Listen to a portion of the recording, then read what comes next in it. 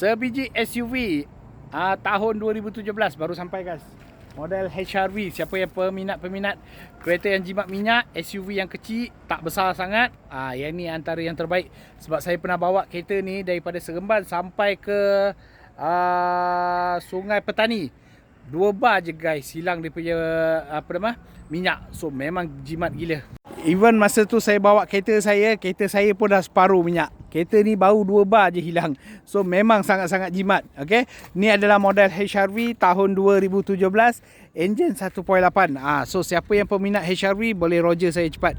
Kita selalu susah nak dapat kereta HRV yang cantik. Yang ni kita dapat sebiji. So untuk pengetahuan, kereta ni baru sahaja sampai. Kereta belum cuci lagi, masih lagi kotor.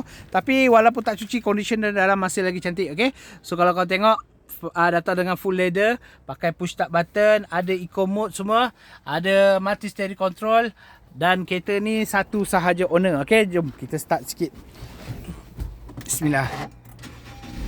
Mileage dia 78, betul. Yes, 78,000. Okey. Touchscreen semua ada, aircon semua pakai, controller touchscreen juga. Untuk bahagian belakang dia pun agak besar, luas, selesa juga siapa yang nak bawa untuk keluarga.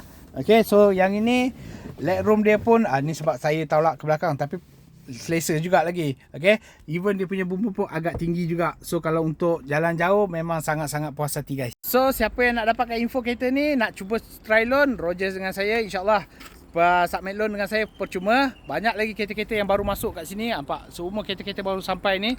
So yang mana nak contact dengan saya, masuk ke profile, tekan link dekat situ, boleh hello-hello dengan saya. Assalamualaikum guys.